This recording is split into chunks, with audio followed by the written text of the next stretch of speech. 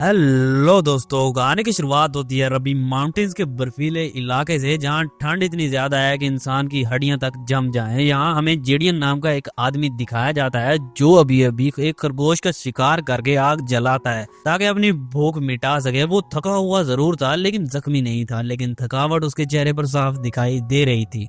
वो बस कुछ पल चैन से बैठना चाहता था, तभी दूर से एक आती है और सीधा उसके शोल्डर पर लगती है। जेडियन दर्द से चिल्लाता है और बर्फ पर उसका खून बिखरने लगता है। वो घबराकर अपनी जान बचाकर भागता है। वो नहीं जानता था कि ये कौन है, पर वो ये तो जरूर जानता था कि अगर वो थोड़ी देर यहाँ रुका तो उसकी जान जरूर जा सकती है। जेडियन के भागने की कुछ ही देर बाद वहाँ 5 घोड़सवार आते हैं। उनकी निगरानी कर रहा था कर्नल काइवर, एक ऐसा फौजी जिसकी आंखों में सिर्फ बदले की आग थी और वो बस उसी के साथ चल रहा था।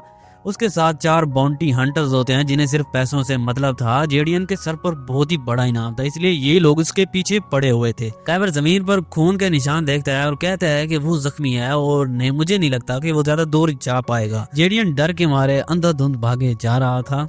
भागते भागते वो एक नदी में गिर जाता है। पानी बर्फ जैसा ठंडा था। वो तैरता है, हाथ पांव मारता है, आखिरी दम तक लड़ता है। जब बाहर निकलता है तो उसका शरीर पूरी तरह से काम करना छोड़ देता है। ठंड उसकी हड्डियों में पूरी तरह से उतर चुकी थी। वो किसी तरह से अपने आप को घसीटता हुआ एक पेड़ के पीछे ले जाता है ताकि वो छुप सके। कपड़े उतार कर आग जलाता है, तभी देखता है कि गोली अभी भी उसके शोल्डर में लगी हुई थी। कोई रास्ता नहीं बचता। वो अपना चाकू निकालता है, एक डीप सांस लेता है, फिर एक चीर लगाता है। दर्द से उसका चेहरा बिल्कुल भी लाल पड़ जाता है। वो चिल्लाता नहीं है, गोली को बाहर निकालता है और बाहर फेंक देता है। जहाँ से खून निकल रहा था उधर एक कपड़ा बांधता है। उसकी आंखें कहती हैं कि वो अभी नहीं मरना चाहता था। थोड़ी देर बाद काइवर और उसकी टीम उस जगह पहुंचते हैं जहाँ जेडियन ने आग लगाई थी। आग अभी भी जल रही थी। काइवर के चेहरे पर ठंडी हंसी आती है। वो कहता है कि जेडियन अभी भी जिंदा है और वो आसपास ही है। वो बर्फ पर 2 अलग रास्तों के निशान देखता है। काइवर समझ जाता है कि जेडियन उन्हें भटकाना चाहता है। वो अपने आदमियों को सिग्नल देता है कि चारों तरफ फैल जाओ। उनका एक आदमी आगे बढ़ता है। वो बर्फ पर खून के ब्लड लाइन देखता है। उसकी निगाह ऊपर उठती है वो, और तभी पेड़ से कूदकर जेडियन उस पर झपट्टा मारता है और एक ही बार में उस बाउंटी हंटर का काम तमाम कर देता है। चुपचाप उसका बंदूक निकालता है और उसका सामान लेकर वो वहाँ से चला जाता है। एक पल में वो फिर से अंधेरे में गुल हो जाता है। जब काइवर और बाकी टीम वहाँ पहुंचती है, अपने साथी को मरा हुआ देखकर काइवर के चेहरे का रंग ही उड़ जाता है। वो सबको चेतावनी देता है कि बच कर रहना, ये आम शिकारी नहीं है। जेडियन आगे बढ़ता है। थकान और खून की कमी उसकी हालत खराब कर चुकी होती है। वो मुश्किल से अपने आप को संभाले हुए था। अचानक से उसे एक छोटी सी झोपड़ी नजर आती है। पास में एक घोड़ा भी बंधा हुआ था। वो घोड़े को खोलने लगता है, तभी चार्लेट नाम की एक लड़की उसके ऊपर बंदूक तान देती है और कहती है कि ये घोड़ा कोई चोरी का नहीं है। जेडियन अपने हाथ ऊपर करता है, लेकिन चार्लेट ये साफ देख पा रही थी कि उसकी हालत बहुत ही खराब है। वो खुद को संभाल ही नहीं पा रहा था। ठंड की वजह से उसके हाथ नीले पड़ गए थे। चार्लेट के दिल में उसके लिए रहम आता है। वो अपने भाइयों को बोलती है कि जेडियन को अंदर ले आओ। उसके जख्म पर पट्टी बांध दिया। अभी वहाँ चार्लेट के फादर इब्राहिम आते हैं। जेडियन उनसे कहता है कि मेरे पास बहुत सारे पैसे हैं, अगर आप अपना घोड़ा मुझे भेज दें तो मैं आपको अच्छी कीमत दे सकता हूँ। इब्राहिम उसकी हालत देखता है और थोड़ी देर सोचने के बाद कहते हैं कि अभी तुम रात यहीं रुक जाओ, सुबह होते ही तुम यहाँ से चले जाना। जेडियन भी अपने मन में कहता है कि बस मैं यही चाहता था। जेडियन रात को सो नहीं पाता। वो अपनी माजी की यादों में खो जाता है। कुछ ऐसे काम जो उसने किए थे जिनका बोझ वो अभी भी उठा रहा था और वो काफी दर्दनाक था। उसकी आंखों से आंसू बहने लगते हैं, लेकिन वो आवाज नहीं करता। सुबह सुबह काइवर और उसके आदमी भी उस झोपड़ी के पास पहुंच जाते हैं। जेडियन वहाँ से पहले ही निकल चुका था।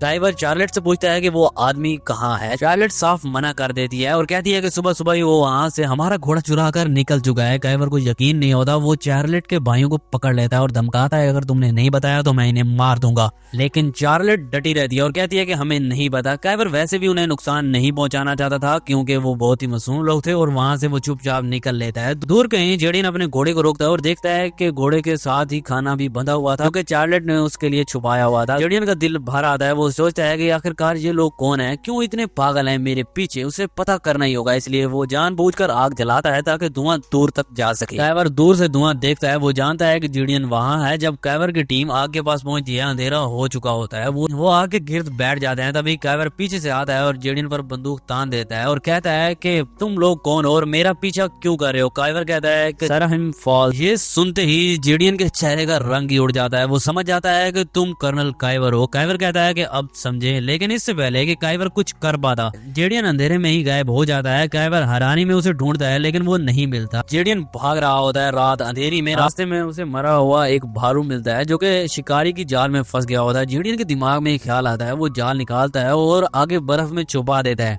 कुछ देर बाद काइवर के एक आदमी उस जाल में फंस जाता है। जाल उसकी छाती में फंस चुका होता है। वो दर्द से चिल्लाने लगता है। काइवर और उसके साथी उसके पास आते हैं। वो जानता था कि अब ये नहीं बच पाएगा और इसे बहुत ही दर्दनाक मौत होगी, तो इसलिए काइवर अपनी बंदूक निकालता है और उसे मार के उसे तकलीफ से आजाद कर देता है। ये देखकर काइवर के दो बचे आदमी बहुत ही डरने लगते हैं। वो कहते हैं कि हम आगे नहीं जा सकते, तुमने नहीं बताया कि ये आदमी इतना ज्यादा खतरनाक है। काइवर कहता है कि जाना है तो जाओ, लेकिन मेरे घोड़े यहीं छोड़ जाओ और पैदल दफा हो जाओ। वो लोग भी अब रुक जाते हैं। काइवर उन्हें समझाता है कि जो दो मर गए हैं उनका इनाम भी हम तीनों में बढ़ जाएगा। लालच काम करता है। वो अब राजी हो जाते हैं आगे चलने के लिए। जेडियन पहाड़ी की चोटी पर आ जाता है। सामने उसे शहर दिखता है, लेकिन रास्ते में उसे 3 घोड़सवार मिलते हैं। उनकी बातों से पता चलता है कि ये लोग पुलिस से भागे हुए अपराधी हैं। जेडियन उन्हें इग्नोर करके निकल जाता है, लेकिन उनमें से एक लड़का उसे पहचान लेता है। वो चिल्लाता है कि ये तो वही जेडियन है, सिविल वार का सोल्जर जिसने एक ही दिन में 100 लोगों को मार दिया था। उसकी बात सुनकर वो दोनों साथी तो डरने लगते हैं, लेकिन वो लड़का कहता है कि इसे जिंदा नहीं छोड़ सकते हम, वरना ये पुलिस को बता देगा।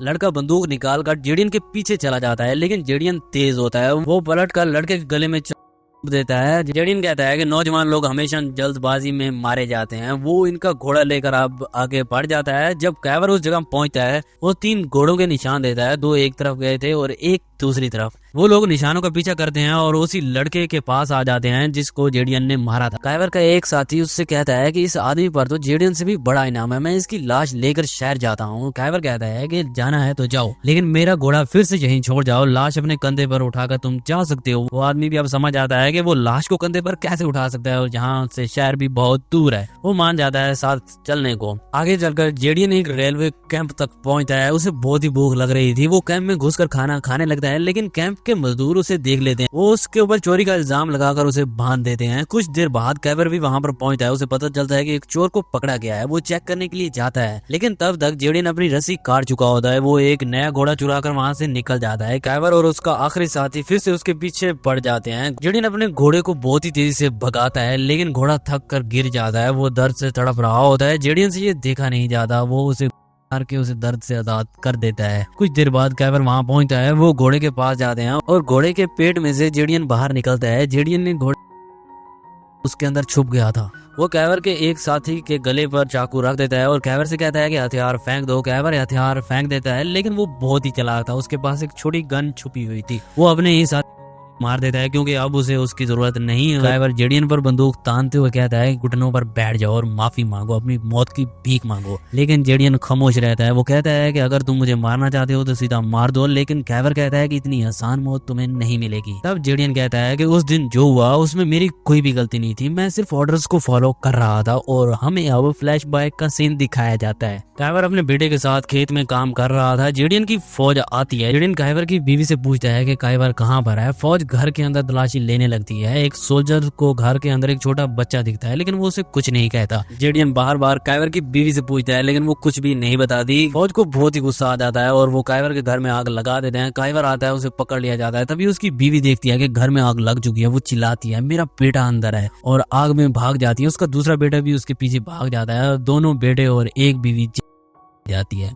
जेडियन के होश उड़ जाते हैं और उसे पता चलता है कि अंदर एक बच्चा था। वो गुस्से में आकर उस सोल्जर को पकड़ लेता है उसको गले से और कहता है कि जब अंदर बच्चा था तो तुम लोगों ने आग क्यों लगाई। पर अब कुछ भी नहीं हो सकता था, वो सब मारे जा चुके थे। इस बात से जेडियन बहुत ही दुखी हो जाता है। वो अपने बैज और बंदूक फेंक कर फौज की नौकरी छोड़ देता है। अब सीन फिर से प्रेजेंट में आता है। जेडियन और काइवर अब फिर से लड़ने लगते हैं। बहुत देर तक लड़ने के बाद जेडियन काइवर पर भारी पड़ने लगता है। वो काइवर की बंदूक छीन लेता है, लेकिन उसे मारता नहीं है। वो कहता है कि शहर करीब है, जाओ अपनी जिंदगी को नए सिरे से शुरू करो। जेडियन आगे बढ़ता है, लेकिन काइवर नहीं मानता। वो फिर उसके पीछे पड़ जाता है। जेडियन एक बंजर पहाड़ी पर आता जाता है, एक औरत अपनी बग्गी के साथ खड़ी होती है। जेडियन उसे अपना घोड़ा देकर एक गोली खरीद लेता है बंदूक के लिए। तभी पीछे से काइवर आता है, दोनों एक दूसरे पर बंदूक तान लेते हैं। 2 गोलियां चलती हैं, काइवर जख्मी होकर नीचे गिर जाता है। जेडियन उसके पास आता है, काइवर कहता है कि मार दो मुझे, खत्म करो ये कहानी यहीं पर। जेडियन की आंखों में आंसू आने लगते हैं। वो कहता है कि मुझे नहीं पता था कि अंदर तुम्हारा बच्चा है, मैं किसी की जान लेने नहीं आया था, मैं तो सिर्फ ऑर्डर्स को फॉलो कर रहा था और तुम्हें लेने आया था। जब से तुम्हारी फैमिली मरी है मैं एक रात भी चैन से नहीं सो पाया और मेरी जिंदगी पर एक